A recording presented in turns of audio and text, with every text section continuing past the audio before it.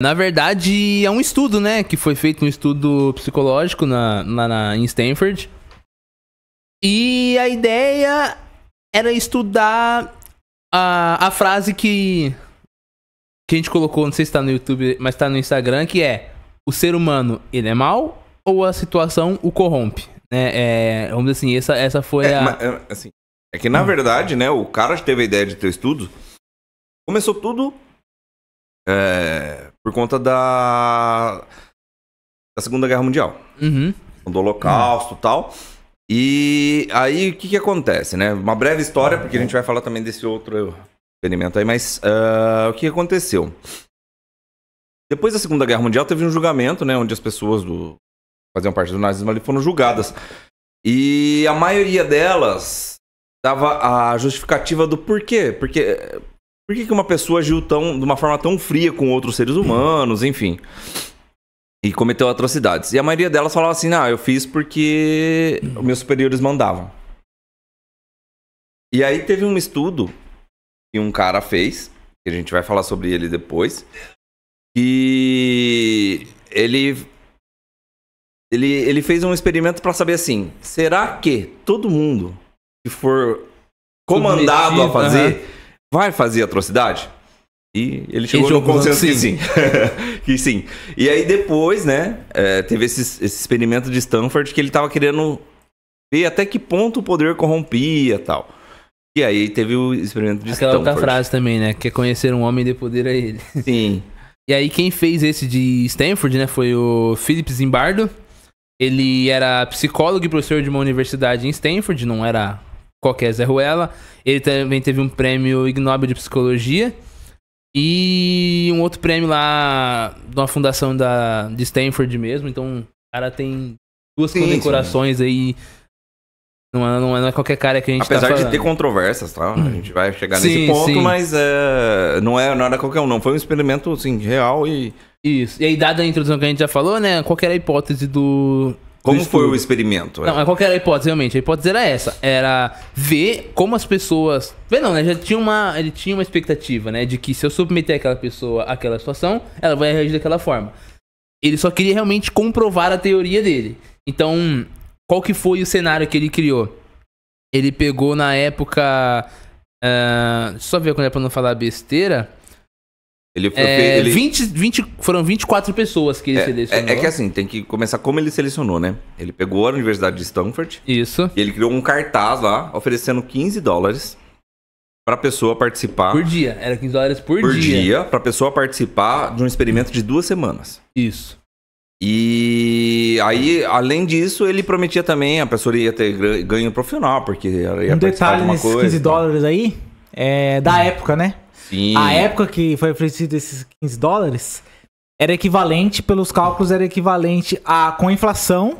E se converter pra real, pra galera ficar mais atenta, era equivalente a R$500. É porque quando a gente fala $15 parece pouco, por né? dia. Parece que tava pagando pouco. Por dia. Por dia. Ou seja, no final do experimento, a galera ia ganhar R$7.000, por exemplo. Foi em 1971. 71,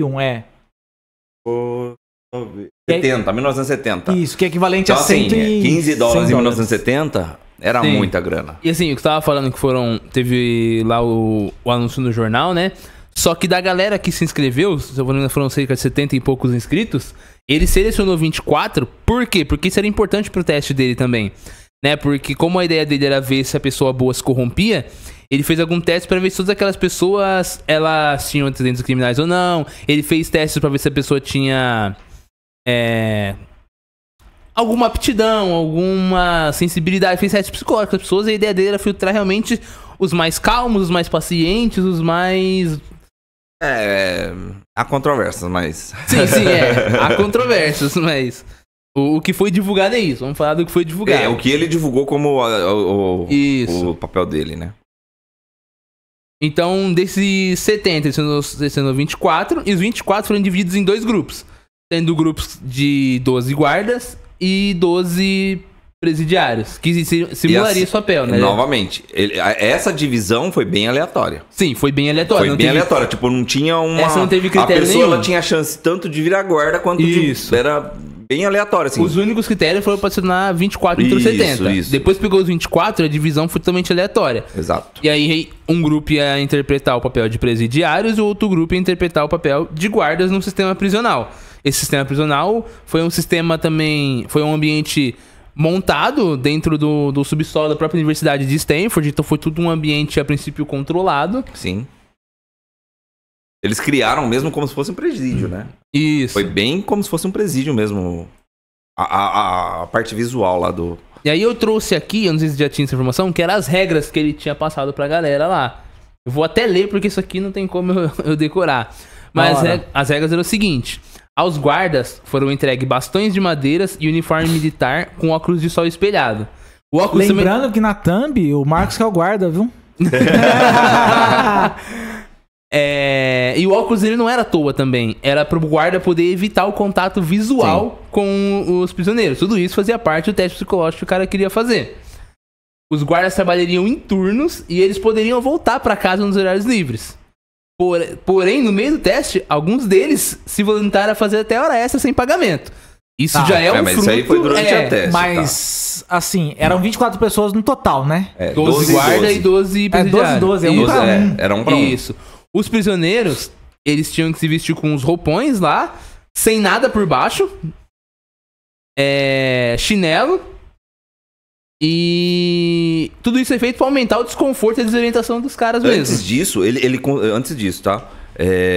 Que faz parte da roupagem. Sim. Como que funcionou a dinâmica do início do teste? Ele já tinha as 24 pessoas e ele sorteou quem ia ser o quê, né? Os que iam ser os guardas, né, da prisão, eles foram, a partir de amanhã, tal horário, você esteja aqui, papapá, você vai iniciar o experimento. A galera que era prisioneiro, a polícia participou, né, ele conseguiu o apoio da polícia. A polícia de Stanford real, ela foi na casa das pessoas à noite, pegou essas pessoas, algemou, pôs no carro, trouxe, deu e fez banho. Fez todo o sistema de fotografia, coletar digital... Tirou a roupa dos caras, fez ficar pelado lá. Aí, experiência completa. Sim, pegaram só os paninhos lá e jogou pros caras. Então, assim, já começou daí. E já outro ponto pra aumentar, né? a humilhação é que os 12 que eram guardas, eles ainda eram chamados pelo próprio nome. Os 12 que eram presidiários, eles eram chamados por números. Isso. Tirou a identidade, né? Fez tudo pra poder tirar a identidade da pessoa. Esse é um dos pontos importantes, porque senão você não consegue fazer uma pessoa... Isso. E aí, o discurso que o Zimbardo ele passou pros guardas é o seguinte: vocês podem e devem... Não, aliás, só podem, não devem. Vocês podem gerar nos prisioneiros sentimentos de tédio, medo, até certo ponto, e transmitir uma noção de arbitrariedade e de que suas vidas são totalmente controladas por vocês, pelo sistema e por mim. E eles não vão ter privacidade nenhuma. A gente vai privar eles da individualidade de diversas maneiras. Isso foi a orientação que ele deu para os guardas. Só. Você vê que aqui ele não falou sobre violência, sobre agressão, sobre nada. Não, ele só falou violência física não era permitido. Isso. De resto... Mas psicológica vai que De resto, o que aos participantes prisioneiros, apenas foi dito que eles esperassem em suas casas até serem convocados, no dia que ia começar, igual o Takane explicou. E sem qualquer aviso, eles foram acusados de furto armado, a polícia local colaborou, foi lá prender, fez todo aquele processo que a gente falou. Coletou digital, fotografia, fez a revista nu, tirou a roupa, deu banho. E aí começa o caos. Então, aí nessa parte aí que começa a primeira controvérsia, né, da galera que fala muito sobre tudo. Primeiro que o cara não comentou tudo. E ele diz que essa seleção, dizem, né, que essa seleção ela pode ter sido enviesada para acontecer exatamente, não a seleção dos 12 para os 24. Pode ser. Pra ser, porque assim, eu quero que isso aconteça. E aí pode ter sido enviesado. E eu vi também que pode ter sido que ele podia ter manipulado os guardas ou orientado eles a fazer a coisa que ele quer. Na verdade, isso aí é bem possível, porque possível. Ele era tratado, ele seria como se fosse o superintendente, o chefe da diretor prisão, diretor da prisão. Mas né? assim, é óbvio, a gente sabe disso, que mesmo que ele tenha tentado conduzir, ele perdeu o controle. Tanto que o estudo que você falou que era pra durar 2 semanas, ele durou 6 dias. Ele teve que interromper o estudo porque... Mas por quê? Vamos começar aí, o que O caos que começou a virar. Então, o que é da hora desse estudo que... Não é que é só um estudo. A grande questão é que a gente vê umas pessoas que agem de uma forma que você fala, porra, mas como? Você não esperava aquilo da pessoa. Como, entendeu? Como? Será que... Como que a pessoa chega nesse ponto? Eu não conseguiria. Será que você não conseguiria? E se você estivesse na mesma posição dos guardas, quando a gente vê, às vezes, uma... Você não ia Passar Às a vezes mesma a gente coisa vê... que... Exatamente, Às vezes a gente entendeu? vê na televisão uma notícia de algum, sei lá, assassinato e tal. Aí você vê a mãe, algum parente falando, pô, mas o cara nunca deu sinal, o cara sempre foi tão tranquilo, sempre foi, Sim, sabe? E realmente, é isso. Às vezes naquele dia aconteceu uma coisa que virou aquela chavinha Sim. na cabeça dele e... Então a ideia dele também era isso. Ele, a princípio, pelo que ele divulgou, selecionou pessoas calmas, tranquilas, sem antecedentes e Mas o nessa- caos se instaurou.